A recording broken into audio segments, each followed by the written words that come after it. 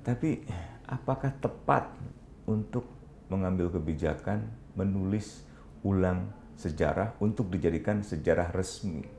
Dan itu nggak pernah dikoreksi oleh sejarah. Harusnya kan pemerintah mengakui benar telah terjadi kerusuhan Mei, benar telah terjadi perkosaan terhadap perempuan Tionghoa, benar telah terjadi serangan terhadap toko-toko sembako yang dimiliki oleh orang-orang Hokkien misalnya gitu, atau benar telah terjadi anak-anak miskin kota yang dibakar. Kenapa penting? Karena pemerintah juga sedang berencana menetapkan Soeharto sebagai pahlawan.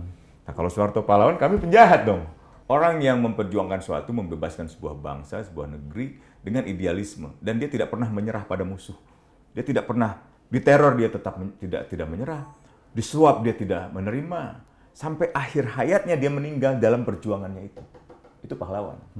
Nah, ketika mereka menjabat posisi struktural gitu, mereka dihadapkan pada pertanyaan itu.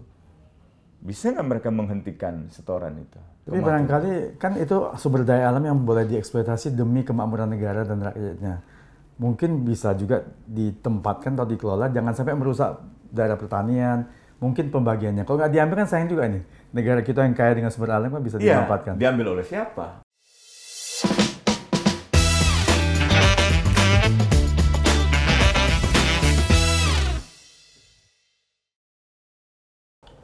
Selamat datang di Azure On, sharing discussion bersama saya Edi Wijaya.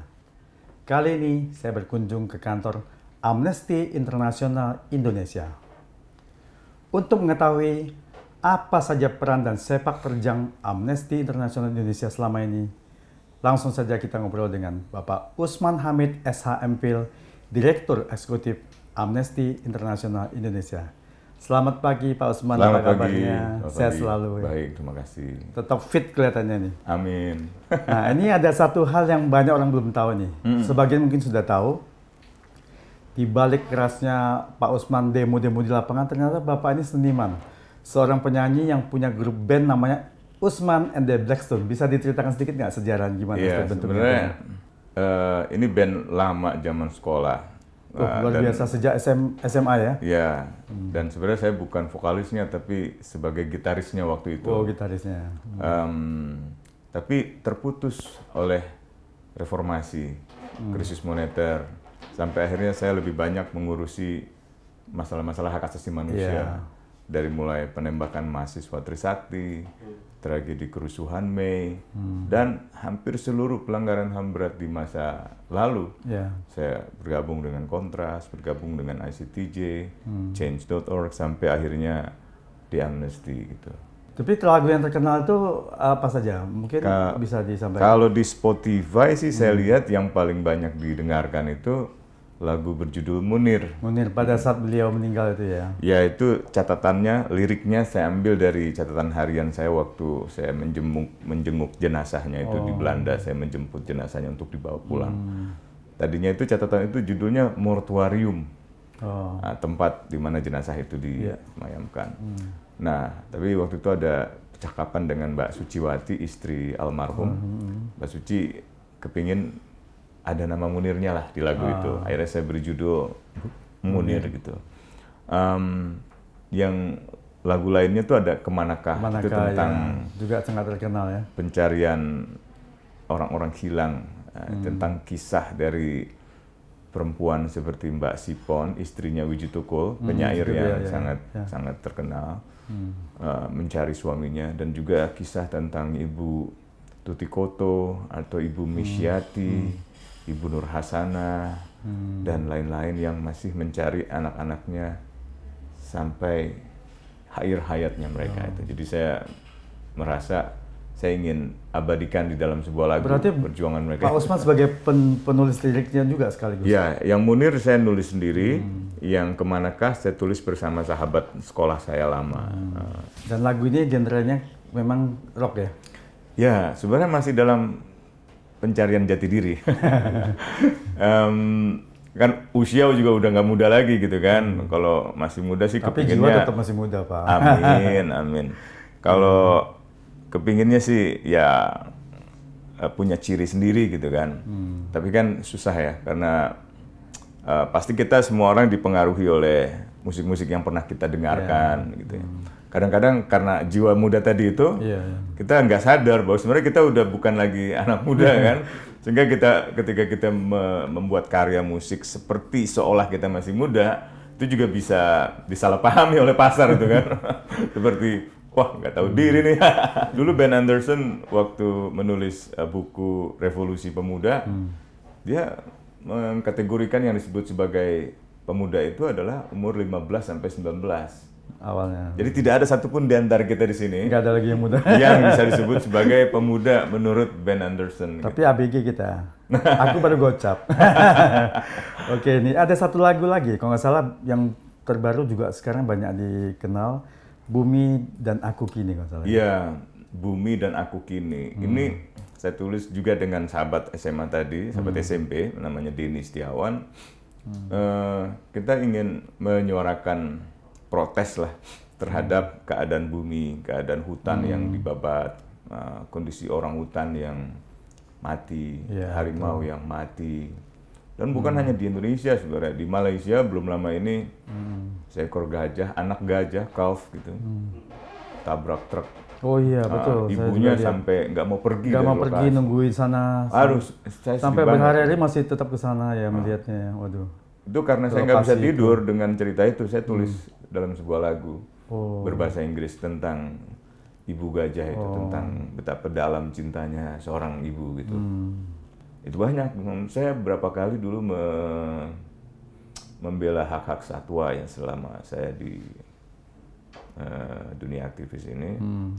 Ya masuk ke hati sih dari mulai gajah yang dibunuh di Aceh gitu ya, dibunuhnya dengan cara yang kejam gitu, dibuat semacam papan tajam di atas pohon sehingga ketika gajah itu melewati jebakannya maka langsung tancap batangnya itu akan menancap hanya untuk mengambil gadingnya. Seingat saya waktu itu gadingnya itu diperjualbelikan sekilo itu 35 juta. Saya bilang kok ada ya orang berpikir seperti itu gitu. Ini sebenarnya bukan fenomena Indonesia saja, tapi fenomena dunia.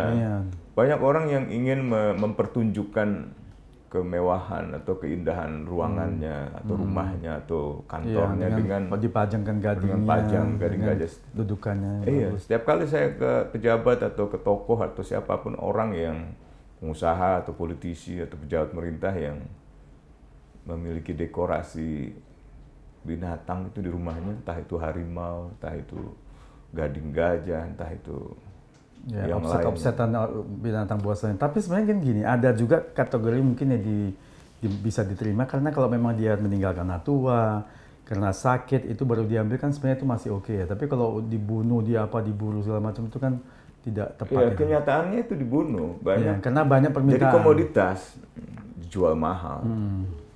Dan saya berkali-kali menemukan kasus di mana perlakuan terhadap para satwa itu sama sekali tidak layak. Dari mulai yang terlihat lucu seperti sirkus lumba-lumba, sirkus keliling itu, sampai dengan yang ada di akar rumput seperti topeng monyet.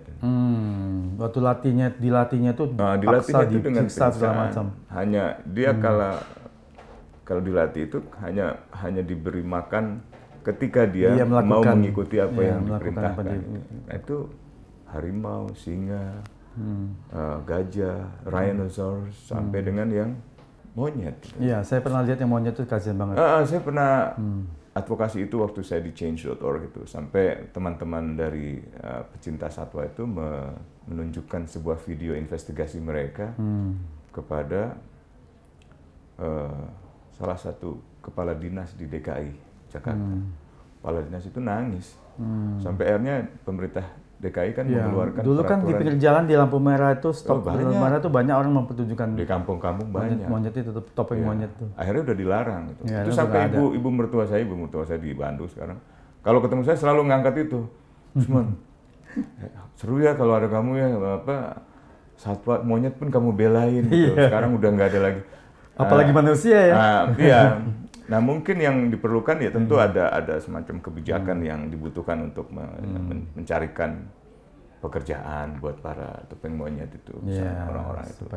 Tapi di tingkat atas menurut saya jauh lebih kompleks, jauh lebih punya dimensi kriminal. Karena ada penyelundupan, ada penjual belian dengan cara-cara yang gelap. Ya. burung-burung cantik, burung-burung iya. indah di Papua Cendrawasih. misalnya, cendrawasih atau kakatua, di Maluku juga. Enggano. Wah, itu nggak main-main yang terlibat, tentara terlibat itu, angkatan laut misalnya, dengan kapal perang angkatan Ya, laut maksudnya diangkut. Gitu. oknumnya lah ya. Ya tentu oknum, tapi kebanyakan. Saya kalau di Mabes gitu dengan polisi, dengan tentara itu saya selalu bercanda ya. Saya bilang sebenarnya nggak ada oknum. Yang oknum itu orang baiknya gitu. Karena udah kebanyakan banget. jadi Dari bawah sampai atas itu. sama dengan pendapatnya ICW, Pak Agus. Dia bilang kalau ini nggak boleh sebut oknum lagi karena udah kebanyakan. Udah kebanyakan itu. Dan ini disadari oleh mereka. Jadi di dalam lingkungan militer, baik laut, udara, darat maupun di lingkungan kepolisian tuh mereka juga seperti lalu dari mana mulainya ini gitu. Mulai memperbaikinya dari mana itu? Bingung gitu ya. Iya gitu. Saking banyaknya. Sebenarnya generasi mudanya sih. Iya, Generasi muda yang baru-baru lulus Akpol atau Nah, Akmi itu yang gitu mulai kan. didoktrin tapi memang supaya bisa Sedari bagus. awal juga mereka harus mengambil pilihan cepat itu. Misalnya yang paling sederhana saya tulis di dalam lagu Sakongsa. Oh, tentang judi. Ya tentang Sakongsa, tentang judi. Itu kan pasal judi kan. Iya. Nggak semua orang paham apa itu Iya, Sakongsa. Sakongsa. Banyak yang bertanya apa Kalau yang cuman sekolah hukum paham Iya. saya sekolah hukum. sekolah hukum dan bisa bahasa Mandarin gitu Oh, kan. iya. Bahasa Hokkien ya. Nah, pasal bahasa Hokkien, bahasa ya 303 pasal judi gitu kan. Nah, itu ada yang saya sebut sebagai putor, pungut dan setor. Oh. Nah, jadi aparat kita di seluruh lini, pajak, polisi, ya kan, imigrasi, bea cukai, itu dihadapkan pada dilema itu kan, pada pungutan dan setoran itu. Nah, ketika mereka menjabat posisi struktural gitu, mereka dihadapkan pada pertanyaan itu. Bisa nggak mereka menghentikan setoran itu?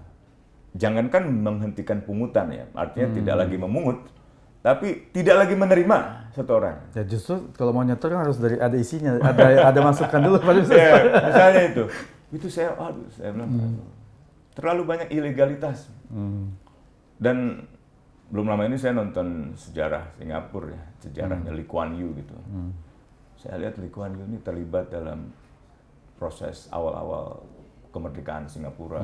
Setelah pisah dari Malaysia ya. Ya, bahkan sebelum ketika ia masih berusaha untuk mendorong Sebagai integrasi aktivis ya waktu itu, sebagai dengan aktivis. Malaysia gitu. Untuk mengintegrasikan masyarakat Singapura, masyarakat Malaysia ketika itu dalam semangat kemerdekaan, dalam semangat pembebasan itu. Meskipun akhirnya gagal gitu kan, akhirnya dia tetap dengan Singapurnya gitu. Tapi prioritas-prioritas awalnya untuk membangun semacam mentalitas yang kuat, bersih dari korupsi itu saya kira itu Luar biasa luar biasa itu. Kita juga punya Soekarno, Hatta, Syahrir, apalagi Tan Malaka, nggak ada kompromi lah buat mereka itu. Nah tapi memang problemnya ternyata tidak mudah kan gitu. Apalagi Indonesia sebagai negara yang besar, wilayah yang jauh lebih besar dari Singapura gitu. Ya, tapi kan kalau itu juga salah satu faktor. tapi itu juga nggak bisa jadi alasan kan, karena kalau mengutip pandangan Lee Kuan Yew itu kan dia negaranya kecil gitu. Dan banyak orang meremehkan negara Singapura seolah seperti jeruk yang bisa diperas begitu saja gitu.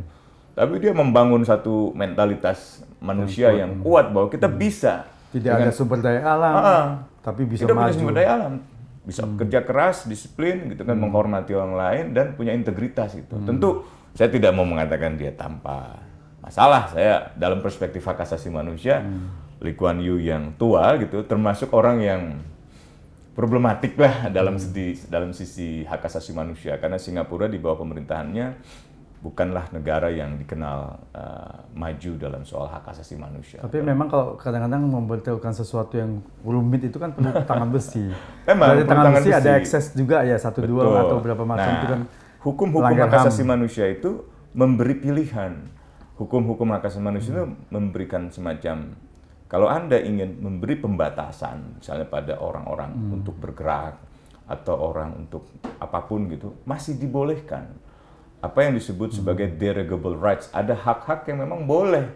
Misalnya berkumpul, berpendapat, misalnya berekspresi, berserikat, misalnya gitu kan. Boleh itu dibatasi. Nah, tapi dengan syarat, misalnya negara harus deklarasikan alasannya apa. Misalnya, masa COVID ingat kan? Iya. Orang protes nggak boleh kemana-mana kan gitu. PPKM Oh, nggak boleh keluar kota, nggak boleh liburan, nggak boleh ke Bali dan seterusnya itu. Bahkan nggak boleh bepergian antar negara. Tapi itu dibenarkan di dalam suatu kedaruratan. Jadi ada public emergency, ada state of emergency yang dideklarasikan oleh negara. Situasi genting. Demi kepentingan kesehatan nasional misalnya, atau demi kesehatan bersama. Demikian pula dalam situasi-situasi lain, demi kepentingan umum, demi keamanan nasional, itu bisa. Asal dideklarasikan dan diberi batas waktu. Jangan selamanya. Oh iya, selamanya bisa beresis. Selama saya berkuasa, nggak boleh misal itu kan nggak bisa. Itu. Jadi alasannya harus legitimate. Harus ada alasan yang memang permissible under international law. Jadi dibolehkan oleh hukum-hukum internasional. Nah, tapi ada hak yang sama sekali nggak boleh nih, yang punya dimensi absolut. Hak untuk hidup, hak untuk tidak disiksa, hak untuk diakui sebagai subjek hukum gitu. Subjek hukum bahwa saya manusia, bahwa saya warga negara. Di era Orde Baru misalnya, orang-orang Hokkien nggak boleh kan menjadi TNI, menjadi polisi, menjadi pejabat publik atau menjadi aparatur sipil negara. Akhirnya jadi pengusaha aja. Akhirnya udahlah kita usaha aja kan. Ya maju sebagai pengusaha. Dan maju sebagai pengusaha.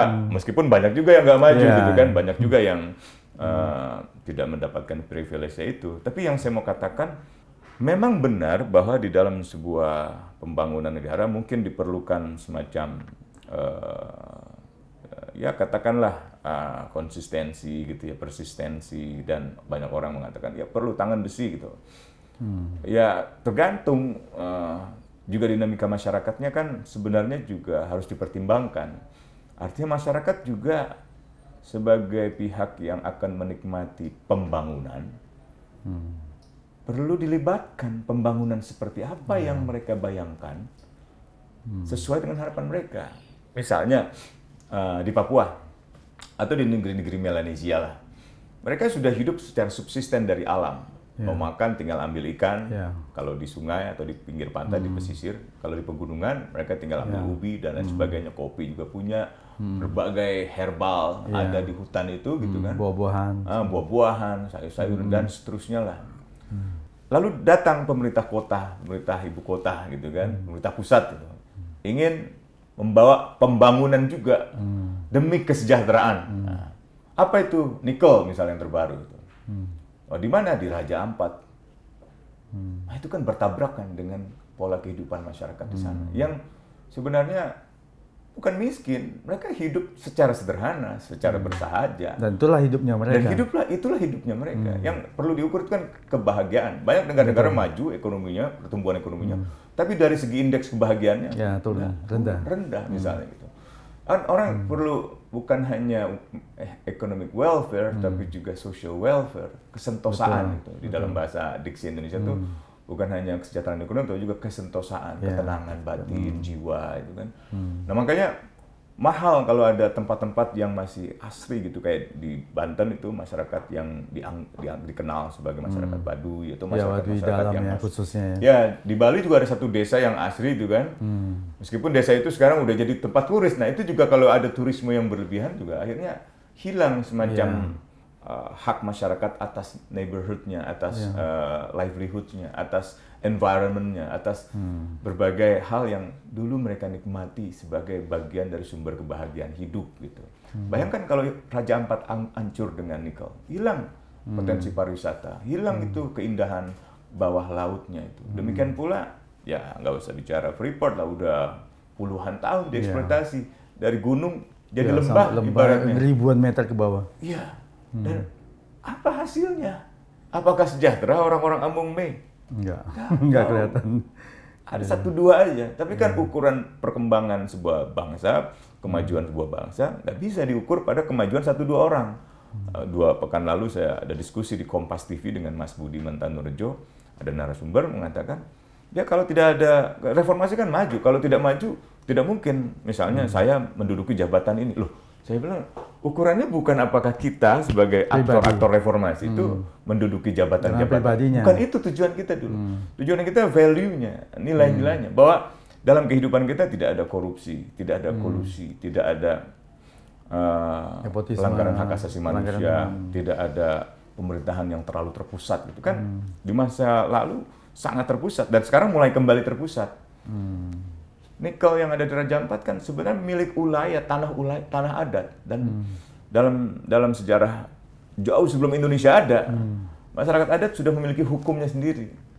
Hukum-hukum ulayat, tanah-tanah ulayat itu sudah ada pengaturannya sendiri. Kalau nggak salah KUHP kita yang baru yang berlaku tahun depan Januari 2026 kan juga mengadopsi hukum adat itu. Tapi banyak benturannya dengan aturan lain tentang investasi, tentang omnibus, tentang hutan, tentang lingkungan, itu banyak tabrakannya. Kalau kita lihat dari konstitusinya jelas itu pengakuan atas hak masyarakat adat dan hukum-hukumnya.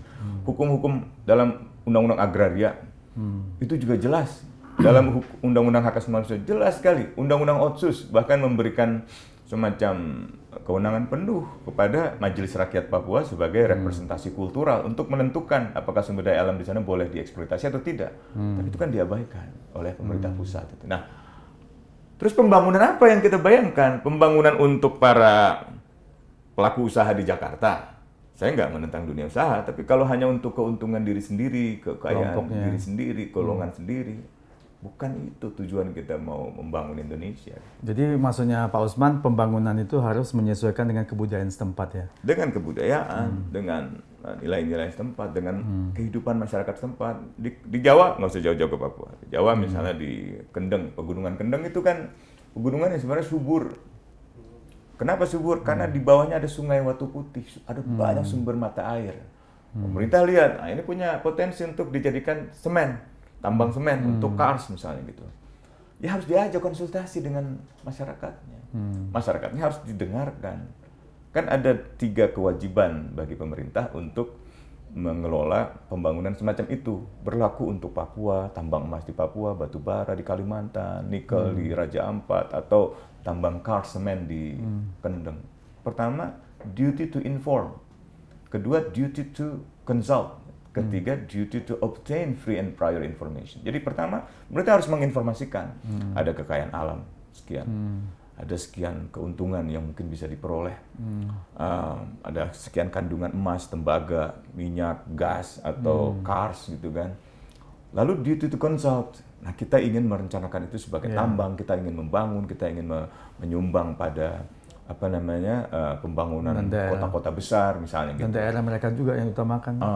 Dan daerah juga mereka apa rencana pemerintah untuk misalnya Pegunungan Kendeng, apa rencana pemerintah untuk Semarang, Jawa Tengah, atau untuk Batang, Pekalongan, Rembang, Sukolilo, Pati dan seterusnya itu apa rencana pemerintah.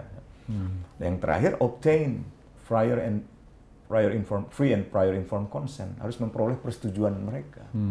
Setuju nggak Bapak Ibu? Sampai sekarang mereka nggak setuju. Tapi masalah persetujuan ini kan masyarakatnya beragam ya, terlalu banyak. Iya, tapi kan pemerintah punya pagar-pagar normatif yang sudah ada, misalnya AMDAL. Tidak usah jauh-jauh analisis mengenai dampak lingkungan. Apa yang akan terjadi dengan penambangan semen itu? Apakah ada dampak lingkungannya? Pemerintah kan tahu. Nah, ternyata banyak ketidakberesan di dalam bagaimana mengatasi polusi limbahnya. Ya, polusi, banjir, bandang. Limbahnya nanti. Saya terakhir Hari Bumi, saya bawa band saya di Kembali ke Musik ya. Yang lagu Bumi dan Aku Kini. Itu saya bawa band saya bersama Sukatani. Ini bandnya yang kemarin ramai itu, lagu Bayar. Jadi saya dan anggota band saya bersama personil band Sukatani diajak oleh Gun Retno. Gun Retno ini salah seorang tokoh masyarakat yang menolak tambang kars di Sukolilo, di Pati. Datanglah kami ke areal tambang. Lalu kami meminta kepada para operator beko-beko itu untuk berhenti sejenak. Karena mereka, masyarakat ini ingin melakukan aksi simbolik protes. Gitu. Nah, saya naik ke atas itu, ke beko itu bersama Gun Retno. Saya yang videokan dia itu. Saya pikir ini berani juga nih masyarakat. Teman-teman saya yang band udah pada teragu. Man, yakin nih man, nggak ditangkap nih kita nih. Saya bilang ditangkap sih enggak, cuman berantem sama preman-preman nih. Waduh, janganlah dia bilang gitu kan. Karena banyak preman yang jaga di tambang itu gitu. Udah kami protes, kami bentangkan spanduk gitu. Spanduknya diambil dari nama band Sukatani. Kami Sukatani tidak suka tambang. Oh, sukanya tani. Sukanya bertani gitu kan. Dan itu kan ciri khas masyarakat agraris seperti Indonesia dulu. Dan kita membayangkan kalau sekarang lagi ada penulisan ulang sejarah nih kan. Nah, nanti kita bahas tuh. Masa lalu itu kan penuh dengan kekaguman pada kekayaan alam yang juga diikuti dengan kemakmuran pertaniannya kan gitu kan. Betul. Beras, jagung, bawang, sebutlah semuanya ada di Indonesia ini kan. Tapi tiba-tiba kita berubah haluan, maju ke industri ekstraktif. Industri ekstraktif yang sudah terbukti dalam sejarah dunia meninggalkan bencana alam dan bencana perang. Lihat, Sierra Leone hancur karena perang, Kongo hancur karena perang. Dan koreksi saya, kalau saya salah, tidak ada satupun pengelolaan sumber daya alam, emas, tambang, berlian, dan seterusnya yang meninggalkan kesejahteraan bagi masyarakatnya. Tapi barangkali kan itu sumber daya alam yang boleh dieksploitasi demi kemakmuran negara dan rakyatnya.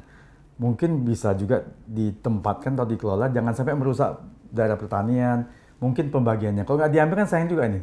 Negara kita yang kaya dengan sumber alam kan bisa dimanfaatkan. Diambil oleh siapa? Untuk siapa? Ya harusnya dikelola untuk kepentingan negara dan rakyatnya. Bayar pajak secara benar. benar. Itu saja yang dibenahi barangkali. Pengambilan tapi dibenahi pajaknya. Tapi juga nggak bisa berlebihan itu. Dan ini udah Papua udah 60 tahun.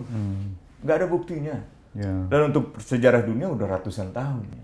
Dan total produksinya di Papua itu berapa kan nggak jelas juga. Nggak jelas juga. Apakah semuanya tembaga atau sebenarnya rata-rata emas misalnya gitu kan. Kemarin ada buku baru, tulis oleh Greg Paul Grain, judulnya Kutukan Emas di Papua.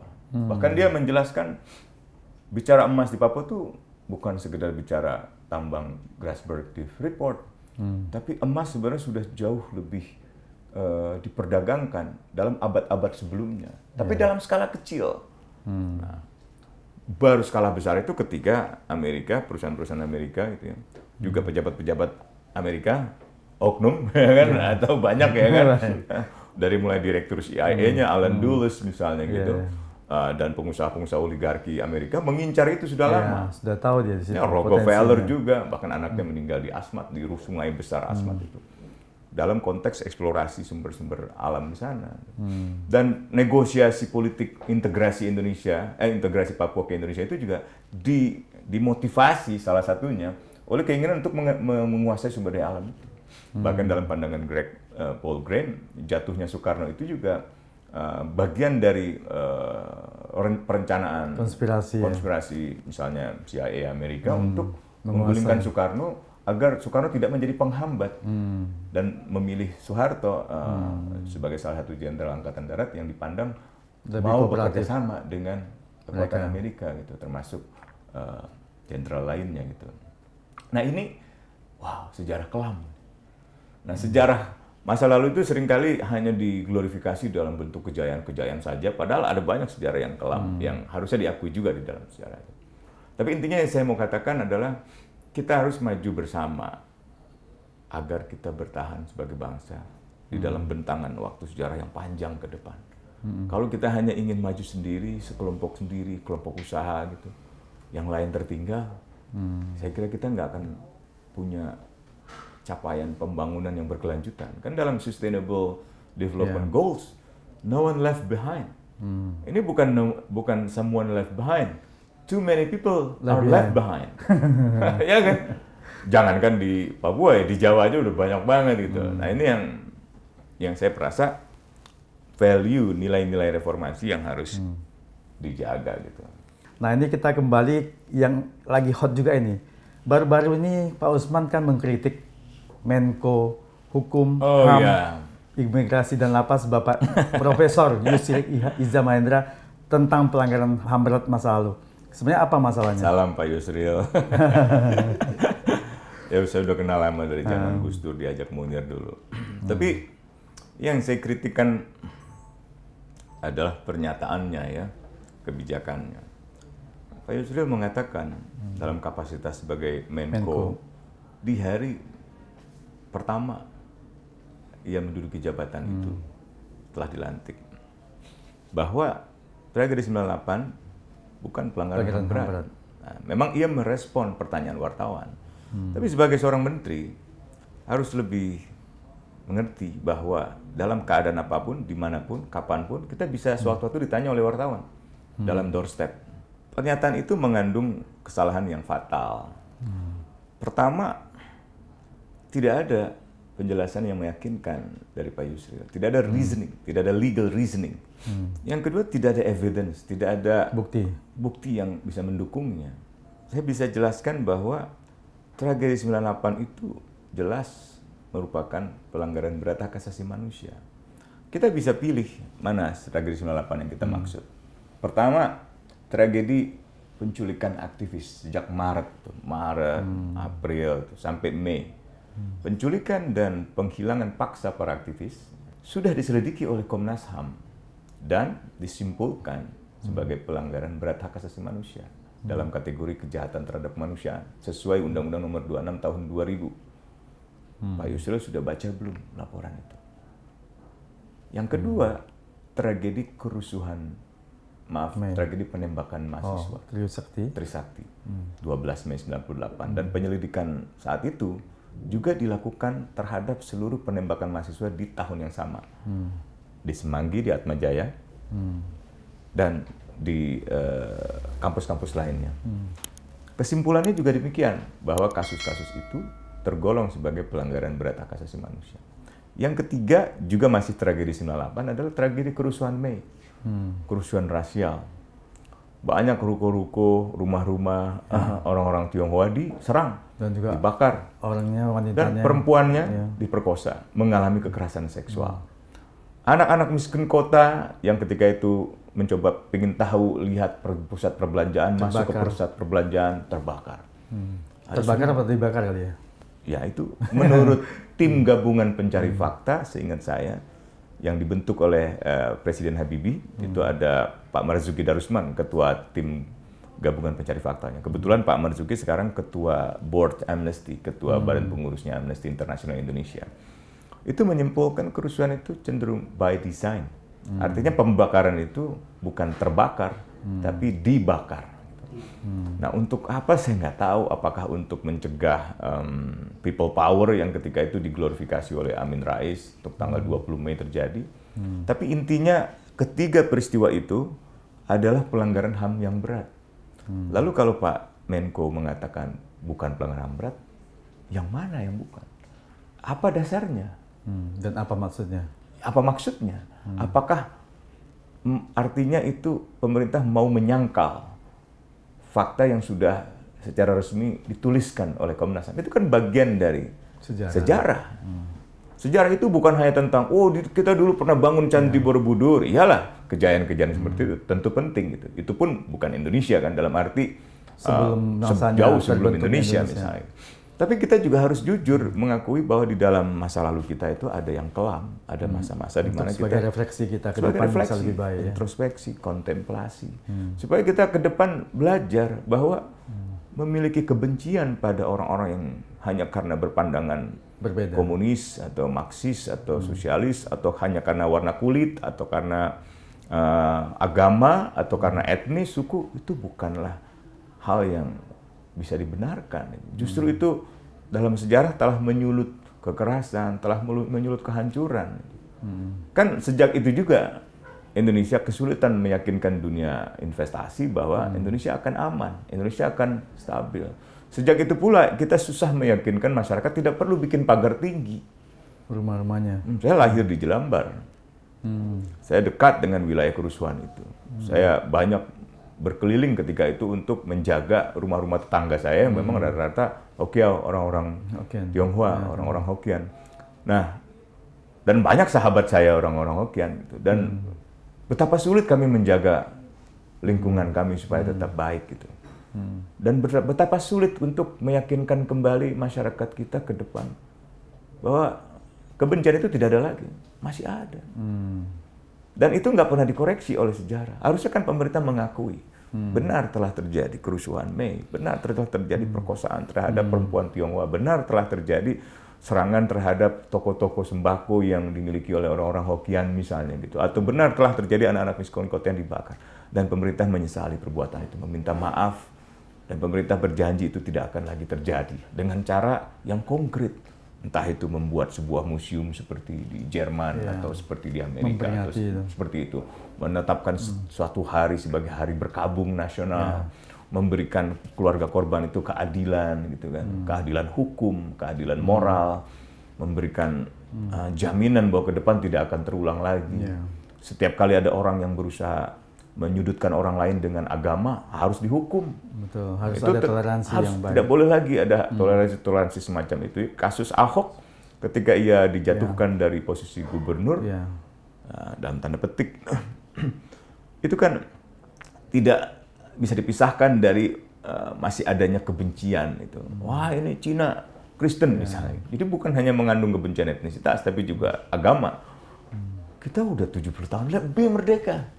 Masih ada pandangan-pandangan seperti itu. Dan itu bukan hanya bukan di akar rumput, malah di tingkat elit, di tingkat politisi. Dan itu hanya masalah politik barangkali ya? Masalah politik, rebutan sumber daya, persaingan politik. Gitu. Ya di balik itu rebutan sumber-sumber ekonomi lah saya kira gitu. Nah itu harusnya menjadi bagian dari penulisan ulang sejarah. Jadi kekelaman masa lalu kita, termasuk 65, pembunuhan terhadap orang-orang yang dianggap komunis gitu kan, harus menjadi bagian dari itu. Atau kalaupun misalnya kita bicara kejayaan, tulislah sejarah konferensi Asia Afrika, jangan hanya ASEAN. ASEAN malah banyak dalam pandangan ekonomi politik para ahli dipandang sebagai masalah serius tuh di awal pendiriannya, karena itu seperti hanya untuk mengikuti garis ekonomi politiknya Amerika yang ketika itu menentang gerakan Asia Afrika. Gerakan Asia Afrika itu tentangnya tidak main-main. Waktu konferensi Asia Afrika berlangsung itu, Menteri Luar Negeri Tiongkok hampir dibunuh itu. Pesawatnya meledak itu, Zhou Enlai itu. Ketika dia baru mau ke sini kan, dan dia membatalkan pesawat penerbangan yang diledakkan itu dengan alasan sakit. Gitu. Dugaan saya dia udah tahu. Dia udah tahu, ada intelijen yang tahu. Beberapa tahun kemudian, itu kan tahun 55, beberapa tahun kemudian, tahun 61, itu seingat saya, pemimpin Kongo termasuk yang ikut di dalam konferensi Asia Afrika, itu dikudeta tahun 61, Patrice Lumumba presidennya. Tahun 64, Presiden Brazil, Gerard, itu juga dikudeta. Tahun 65, Soekarno dikudeta. Tahun 73-74, Salvador Allende di Chile. Tahun 76, Argentina dikudeta. Jadi banyak sekali gerakan Asia Afrika dan Amerika Latin yang ketika itu memang kritis terhadap kekuatan superpower seperti Amerika, dijatuhkan. Nah, itu bukan lagi konspirasi dalam pengertian, itu diakui di dalam dokumen-dokumen resmi yang dibuka oleh Amerika kan setiap 40 tahun ada deklasifikasi, arsip-arsip itu. Ya paling ditutup-tutupi yang sensitif gitu ya. Termasuk Presiden Amerika John F. Kennedy dibunuh juga karena terlalu dekat sama Soekarno. Iya, persis itu juga. Membela Indonesia, apa kan? Ya, dan itu Soekarno dijatuhkan, Kennedy dibunuh itu dalam masa-masa di mana mereka saling membangun kedekatan itu. Soekarno berkunjung ke Amerika, Kennedy berkunjung ke Indonesia gitu ya. Nah, meskipun Amerika ketika itu sedang punya masalah domestik yang cukup serius itu, gerakan anti diskriminasi kulit hitam kan lagi kuat-kuatnya itu, baik yang dipimpin oleh pendeta seperti Martin Luther King Jr.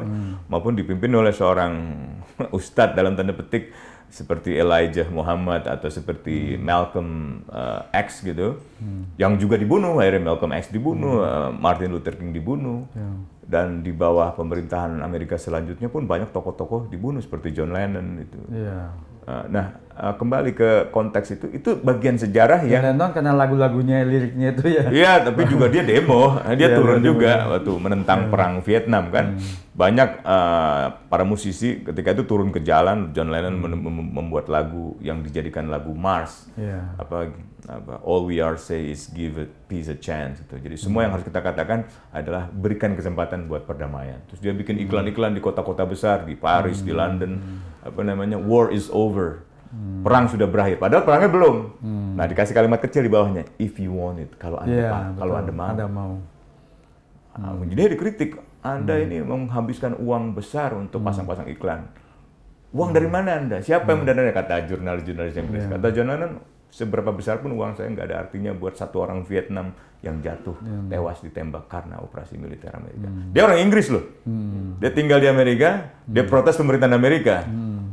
Karena jiwanya beraninya luar biasa itu. Karena jiwanya membela kemanusiaan bukan negara. Iya, bayangkan kalau saya tinggal di Malaysia atau tinggal di Argentina atau tinggal di negara lain terus protes dan seterusnya ikut demo, itu kan buat pemerintah setempat mungkin terganggu ini orang gitu kan. Makanya dia perasaan. disadap, diteror, diintimidasi. Terakhir dia kalau nggak salah mau dideportasi itu kan hari-hari sebelum dia meninggal. Nah, kita butuhlah penjelasan sejarah bukan hanya tentang Indonesia, tapi bagaimana Indonesia dalam sejarah dunia.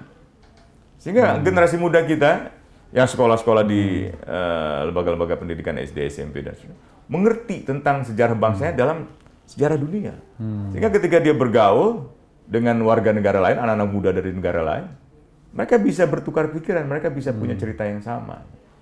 Sehingga enggak bangsa gua paling hebat, Indonesia paling hebat, itu bisa menimbulkan nasionalisme yang agresif, nasionalisme yang dalam istilah Soekarno, chauvinistik gitu, yang seolah-olah bangsa kita jauh lebih tinggi dari bangsa lain, jadi fasis, seperti Hitler di zaman pemerintahan fasisnya itu, kan dia membangun kebanggaan berlebihan pada ras Arya gitu, untuk Yahudi ini nggak penting, kotor dan seterusnya, akhirnya terjadi diskriminasi, persekusi, genosida terhadap orang-orang Yahudi ketika itu. Nah, akhirnya mereka belajar dari sana. Mereka berbuat begitu banyak supaya generasi-generasi mudanya itu belajar dari Holocaust, belajar dari tragedi pembunuhan, pembantaian orang-orang minoritas Yahudi itu.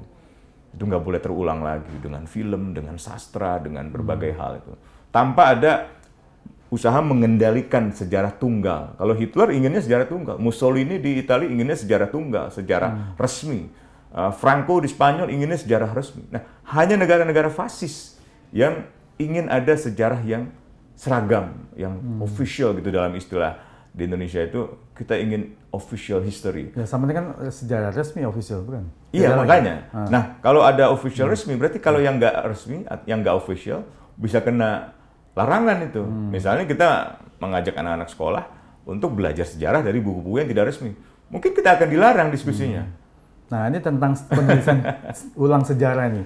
Menteri Kebudayaan Pak Fadil John kan juga sudah menyatakan akan menulis ulang sejarah. Iya. Nah, ini kan ada menuai kritik juga dari AKSI ya, Aliansi Keterbukaan Sejarah Indonesia. Iya.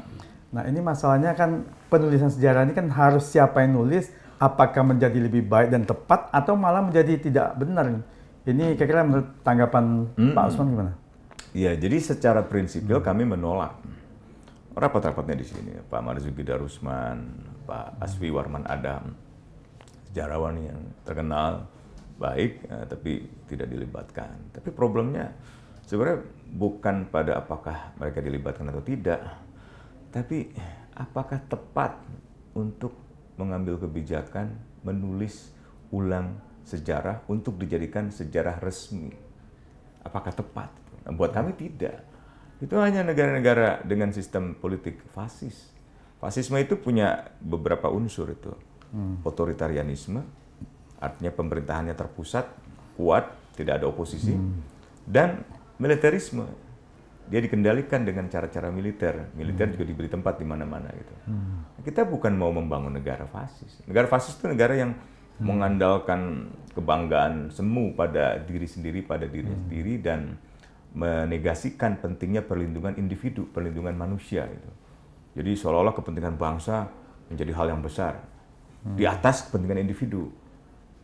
Ada benarnya kepentingan umum harusnya melampaui kepentingan pribadi, tapi bukan berarti orang yang sendiri atau orang yang sedikit itu bisa ditindas segitu aja. Nah kalau itu yang terjadi, itu sama aja dengan tyranny of majority, musuh abadi dari demokrasi, kata Alexis de Tocqueville, adalah the tyranny of majority. Menindas minoritas ini ya? Iya, atas nama mayoritas, atas nama kebangsaan. Ya, bangsa yang didefinisikan kan kecenderungannya mereka yang pribumi gitu kan. Seperti Donald Trump, bangsa Amerika yang murni adalah kulit putih Kristen, gitu kan. Padahal aslinya kan, Indian. Iya banyak, aslinya malah Indian. Mereka rebut tanah Indian. Nah itu kan glorifikasi sejarah yang model Donald Trump juga fasis. Nah Narendra Modi di India, yang Hindu itu adalah orang Hindu yang India itu, itu adalah orang beragama Hindu dan ras India. Yang Gujarat sepertinya enggak, yang Muslim. Nah itu bahaya itu kalau ada pemimpin-pemimpin kan Di Indonesia juga ada tuh yang menimbulkan semacam perbedaan. pribumi, jadi non pribumi, perpecahan, ya. asing, aseng. Itu Ya. retorika-retorika yang Jangan sampai ada lagi dan tertinggal sebagainya. oleh zaman itu. Itu telah menimbulkan bencana sejarah yang panjang di Eropa, di Amerika, dari sejarah perbudakan, sejarah kolonialisme sampai sejarah fasisme.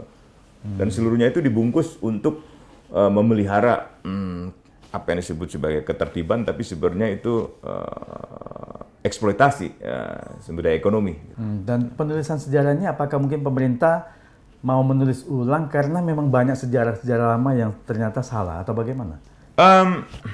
Ya menurut mereka sih ada yang kurang nih, karena kan ini sejarah resmi terakhir itu dibuat 2012 dalam buku IDAS itu, Indonesia dalam Arus Sejarah kalau nggak salah. Nah karena itu pemerintah mengatakan nanti akan kita tambahkan lah pemerintahan SBY setelah itu kan 2012, 2013, 2014 akan kita tambahkan pemerintahan Jokowi gitu. Nah itu kan kesannya mereduksi seolah-olah sejarah hanya soal pemerintahan ke pemerintahan. Padahal sejarah itu ya sejarah tentang kita, tentang bagaimana kita membangun bangsa, bagaimana Indonesia pada mulanya itu terjadi. Mengapa Yong Ambon, Yong Celebes dan seterusnya itu akhirnya bersatu memutuskan itu. Sumpah Pemuda. Dan bagaimana nilai-nilai moralnya kita mau bangun supaya orang diletakkan secara egaliter, secara setara. Tidak boleh lagi ada diskriminasi. Oh, lo Tionghoa lo nggak bisa. Oh, lo Papua lo gitu. Nggak bisa lah. Itu membangun itu kan nggak mudah itu. Nah, itu dengan menulis sejarah yang jujur bahwa kita pernah berbuat kesalahan. Dan sejarah diskriminasi itu bukan hanya sejarah Indonesia, tapi sejarah di masa kolonial. Dulu Pramudia Anantatur itu juga dipenjara di masa kolonial. Di masa Orde Lama juga dipenjara dia. Tulisan dia tuh tentang Hokkia di Indonesia itu. Itu juga membuat dia dipenjara karena bukunya itu. Karena dia memprotes diskriminasi terhadap minoritas. Nah harusnya kan kita udah nggak bicara lagi ada minoritas, ada mayoritas. Kita orang Indonesia, kewarganegaraan orang Indonesia. Mungkin asal-usul kebangsaannya saya kata nenek saya kebetulan memang orang Tionghoa. Mungkin ada juga yang, wah saya keturunan Australia, saya keturunan Amerika. Tentu yang saya maksud adalah warga negara Indonesia dengan asal-usul kebangsaan yang bisa berbeda. Gitu. Nah itu harusnya diletakkan sebagai bagian dari multikulturalisme Indonesia gitu. Bahwa orang Indonesia tuh nggak melulu yang tampangnya seperti misalnya Melayu atau sama dengan kita merangkai bunga. Kalau cuma satu warna kan kurang menarik juga. Ada tergantung merah, pesannya. Tergantung pesannya. Iya, kalau bervariasi kan menjadi satu kan bagus ya kan. Iya, menjadi lebih indah lah. Ya, itu sejarah yang harus ditulis ulang menurut saya sebaiknya tidak jadi sejarah resmi. Nggak apa-apa Kementerian Kebudayaan kalau misalnya mau meneruskan, tapi jangan jadikan itu sebagai sejarah resmi. Nanti kasihan anak-anak sekolah kita, anak muda yang ada di anak-anak saya aja juga sering bertanya, ayah, kok sejarahnya begini ya, beda sama buku yang dari luar negeri gini, misalnya gitu. Kok begitu ayah gitu? Ya udah kamu ikutin aja dulu guru, ya kan? Tapi kamu tetap harus belajar sejarah-sejarah dari buku sejarah yang begitu kaya. Nah itu yang saya kira ditolak oleh aksi. Secara prinsip kami menolak adanya sejarah resmi. Itu namanya penyeragaman sejarah, penunggalan sejarah. Biarkan saja orang belajar dari buku-buku sejarah. Kan banyak sekali buku-buku sejarah yang bisa dipelajari oleh anak-anak kita. Yeah. Anak umur 8 tahun, 9 tahun itu waktunya dia melahap buku-buku luar biasa. Bahasa pun bisa macam-macam. Nah, saya punya ponakan bisa bahasa Inggris, bahasa Prancis, bahasa Mandarin. Nah, saya aja cuma bisa bahasa Inggris. Ya kan? Oh gitu, Indonesia dan Inggris. Indonesia dan Inggris. Dan Sunda. Oh ya, bahasa ibunya.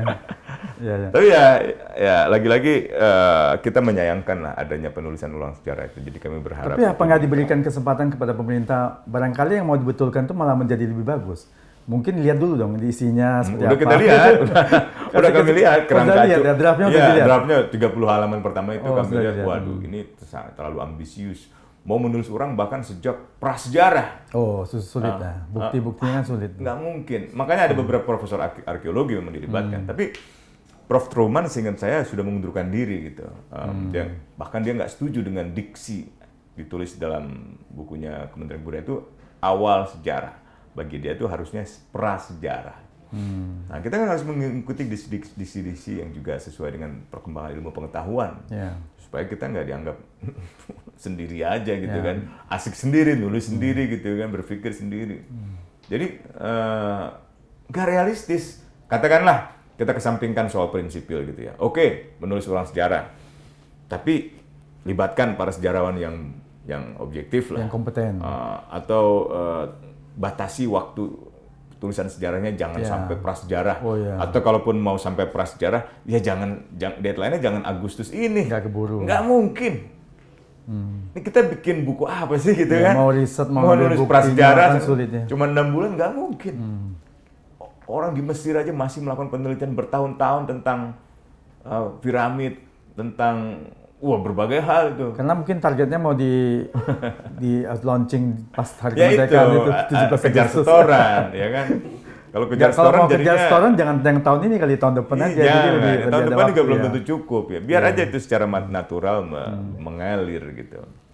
Ya tadi pagi juga saya ditelepon oleh Kompas TV untuk ditanyakan mereka mau buat acara diskusi satu meja tentang tema sejarah. Mereka bilang siapa aja nih yang perlu diajak. Tentu Menteri Kebudayaannya, perwakilan aksi bisa Pak Marzuki Darusman, sejarawan lain juga harus dilibatkan, dan aktivis 98, aktivis generasi saya waktu mahasiswa yang menjatuhkan Soeharto. Kenapa penting? Karena pemerintah juga sedang berencana menetapkan Soeharto sebagai pahlawan. Nah kalau Soeharto pahlawan, kami penjahat dong. Tapi mungkin bisa nggak dilihat dari banyak sisi kan? Karena seorang Pak Harto ini kan berkuasa 32 tahunan. Ya. Jadi sisi positif dan kebaikannya juga kan banyak juga.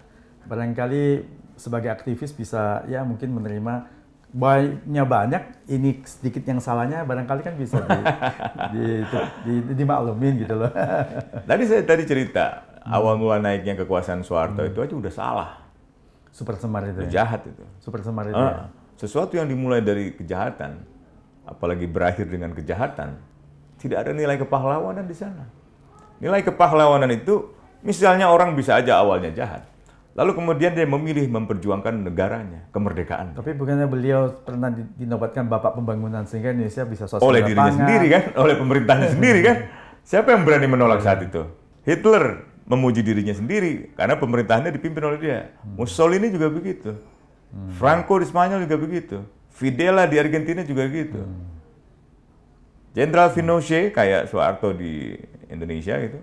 Juga begitu, menyatakan dirinya sebagai presiden seumur hidup, memberikan amnesti, pengampunan kepada dirinya seumur hidup.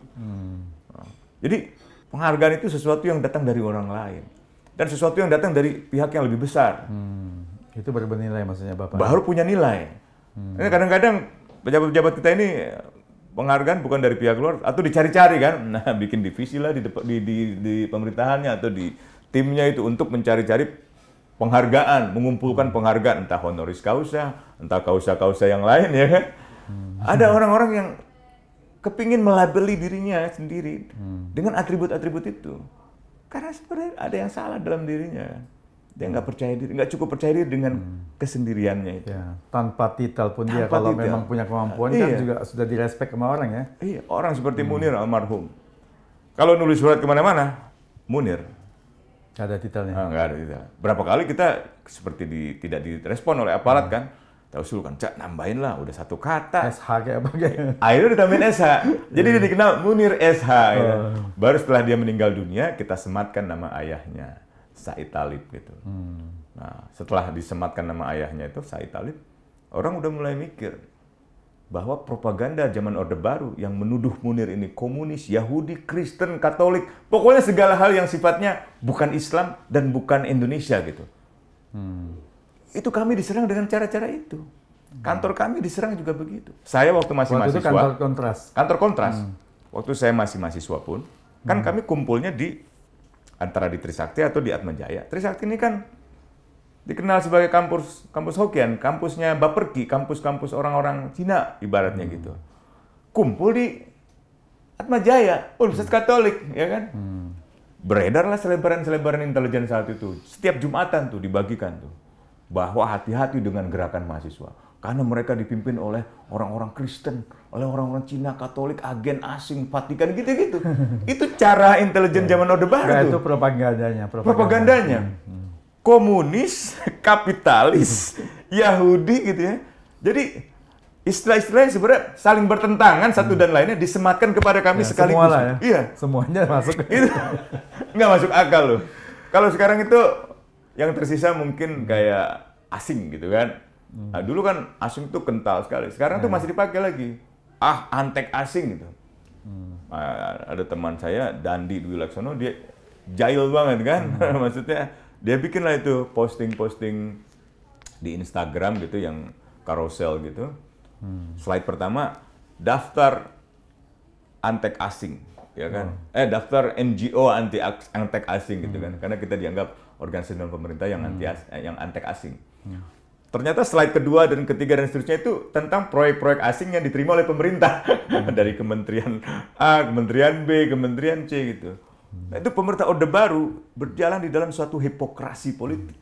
Dia menuduh kita jahat padahal dia sedang menutupi kejahatannya. Dia menuduh kita misalnya anti pembangunan padahal dia sendiri. Dia menuduh kita korupsi, dia menuduh kita pemberontak padahal dia sendirian. Jadi sebenarnya banyak hipokrasi di masa Orde Baru gitu, dan sudah banyak sejarah yang memperlihatkan itu. Dan kalau kembali ke definisi pahlawan, itu kan orang yang memperjuangkan suatu, membebaskan sebuah bangsa, sebuah negeri dengan idealisme. Dan dia tidak pernah menyerah pada musuh. Dia tidak pernah diteror, dia tetap tidak menyerah. Disuap, dia tidak menerima. Sampai akhir hayatnya dia meninggal dalam perjuangannya itu. Itu pahlawan. Soeharto meninggal, statusnya tersangka. Korupsi. Nilai korupsinya berapa? 419 juta dolar.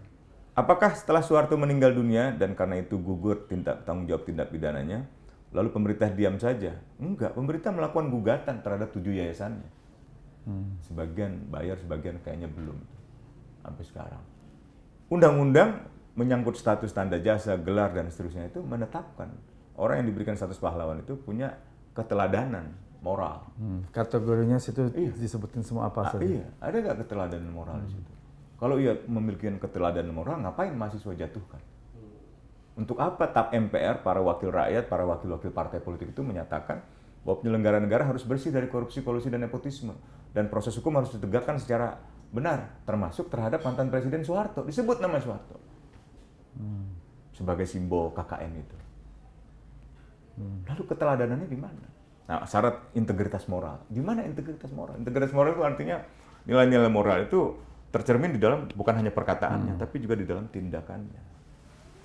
Saya bukan benci terhadap Soeharto, saya tidak ada yang personal di sini. Ini saya bicarakan dia sebagai seorang presiden. Kita beralih ke masalah HAM yang tadi di awal, Pak Usman sudah singgung masalah hak atas pribadinya. Ini kan sekarang ada juga kontroversi masalah vaksin TBC. Oh iya. Nah kan intinya kan masalah HAM ini kan gini, kita ada Undang-Undang Omnibus Law pasal 466 kalau nggak salah, Kesehatan. itu memberikan mandatori vaksin.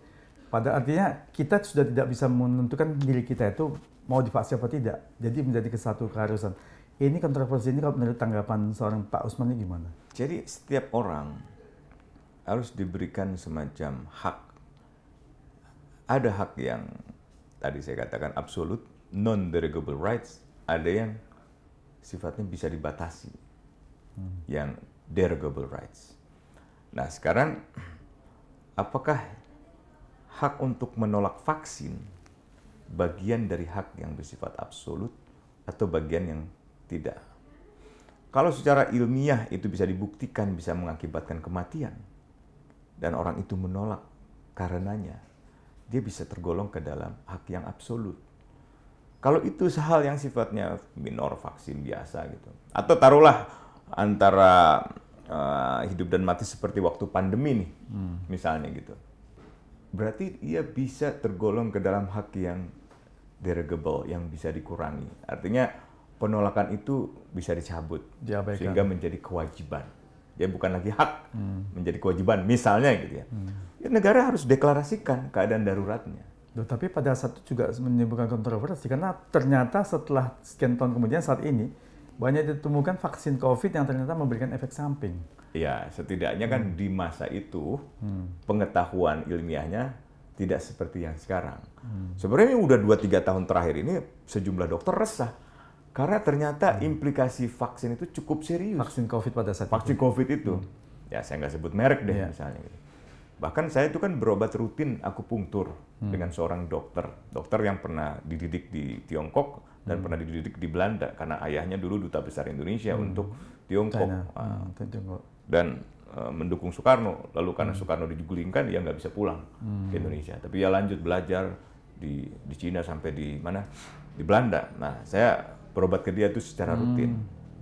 Dia resah karena di Belanda sejumlah dokter itu sedang dilema, apakah kita sebagai profesi yang disumpah untuk jujur pada klien tapi juga menjaga kehormatan profesi itu harus bercerita seterbuka mungkin tentang dampak penanganan COVID ketika itu, termasuk long COVID yang cukup fatal. Jadi ada banyak sekali dokter yang sebenarnya menutup cerita tentang dampak mematikan dari seseorang ketika dia sudah mengalami COVID dan divaksin, atau divaksin tidak mengalami COVID.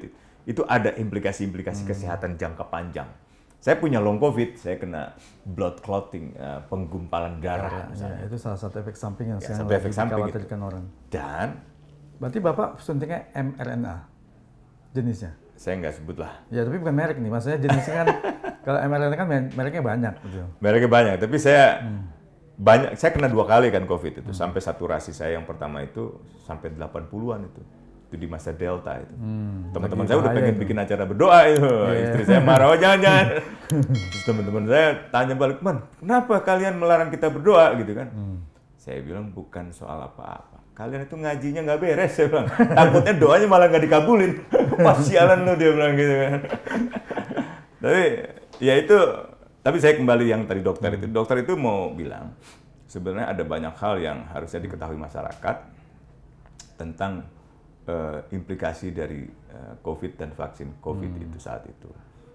Termasuk berakibat dari berkurangnya masa taraf hidup, apa namanya istilah, life expectancy manusia itu. Nah, tingkat harapan hidup berkurang.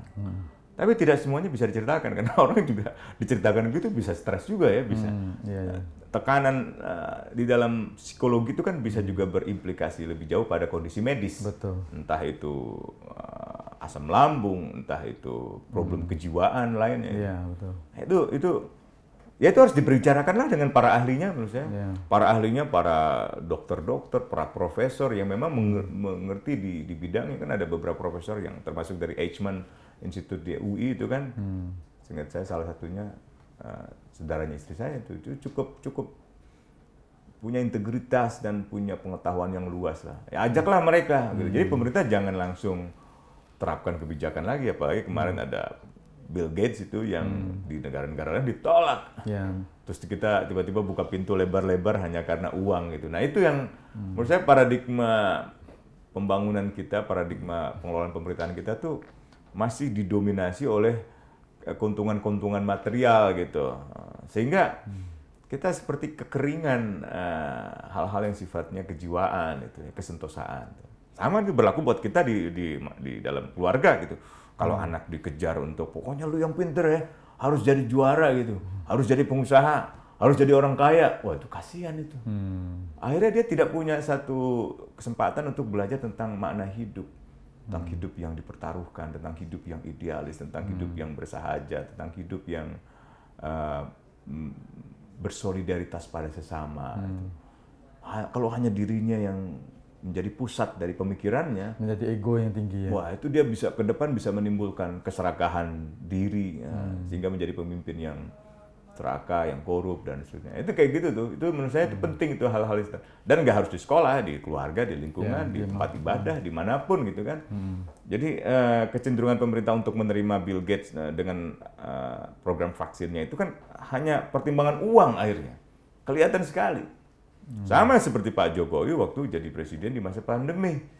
Negara-negara lain jelas, demi kesehatan perbatasan kami tutup. Demi kesehatan airport kami tutup. Pak Jokowi bilang, kita buka aja lebar-lebar supaya ada turis masuk ke Indonesia.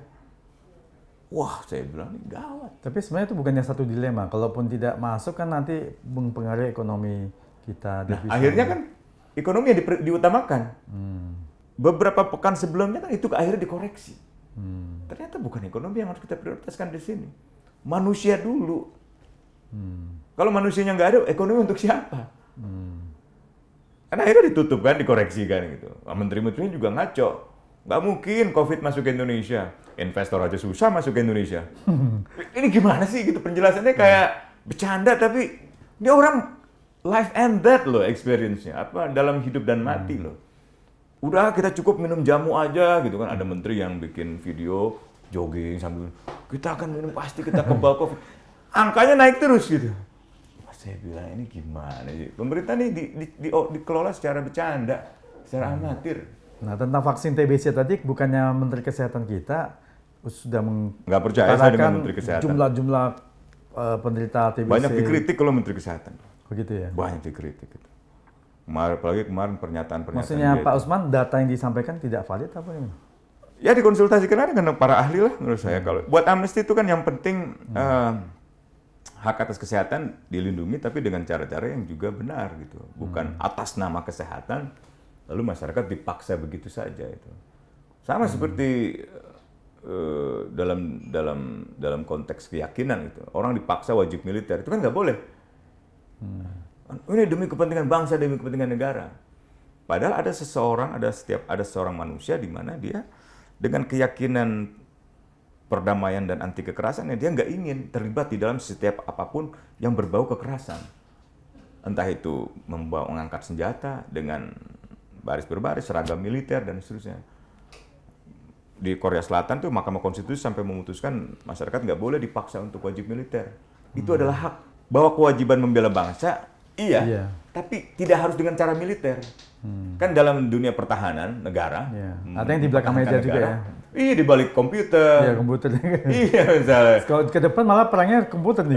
Nah, program-program ini. Iya. Ya kan? Nah, sekarang kalau kita mau bangun negara gitu kan, maju gitu. Kalau zaman dulu memang fisik. Fisik memang. Ataupun peralatan alutsista. Sekarang alutsistanya dibarengin dengan komputer. Iya. Otak di belakang ini yang lebih berperan. Iya. Negara yang mau menyerang itu sudah pakai pesawat tempur tanpa awak. Iya. Kalau dulu kan drone lagi. Iya. Misalnya VOC datang lewat pelabuhan Banten. Zaman sudah berbeda lah. Personilnya lari dari kapal itu kan menuju darat kan, menuju pantai.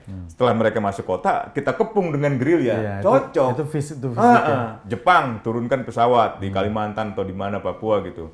Dengan terjun payung gitu kan. Personilnya turun. Habis itu kita kepung. Cocok itu. Nah sekarang pesawat lewat kagak ada orangnya, terus kita bilang maju. Saya bilang ini nggak mikir gitu loh. Jadi pertahanan itu bukan pertahanan militer saja yang harus kita pikirkan. Pertahanan dalam pengertian yang multidisiplin. Kalau nggak salah nih kemarin perang India-Pakistan yang saya baca itu pesawat J-10-nya Pakistan itu sudah ngunci sejak pesawat India itu take off. Itu udah dikunci. Malah sudah bisa begitu kan. Jadi kita bisa dengan menggunakan teknologi yang sangat canggih gitu. Pesawat yang tadinya mau nyerang kita bisa hentikan dari jauh. Nah itu pengembangan pertahanan siber. Yang sistem komputer dan AI apalagi sekarang ya. Bukan, pertahanan siber itu bukan sewa buzzer supaya muji-muji tentara. Ngaco banget sih programnya begitu gitu. Buang-buang uang. Apa pesan Pak Usman Hamid kepada generasi muda kita agar lebih memahami sejarah, menjadi refleksi ke depannya agar tidak melanggar HAM, bisa mencintai negara, bela negara kita, supaya negara kita itu jadi maju. Seperti apa pesan Bapak? Ada pepatah Prancis, histoire se répète itu. Sejarah itu berulang gitu. Sejarah berulang itu artinya apa yang pernah terjadi di masa lalu bisa berulang di masa depan.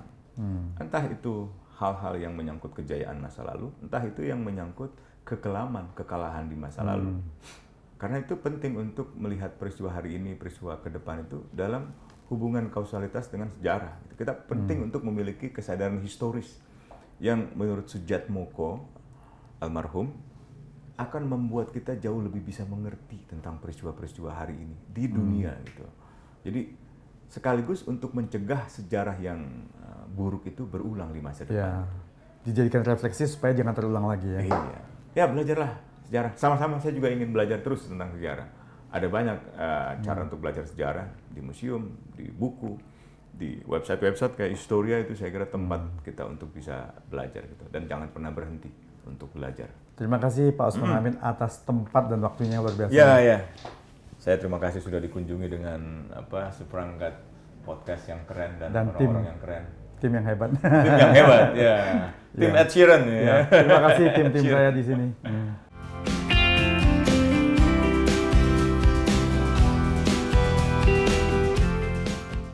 Sobat setia SR-On, itulah tadi obrolan saya dengan Bapak Usman Hamid SH MPhil, Direktur Eksekutif Amnesty International Indonesia.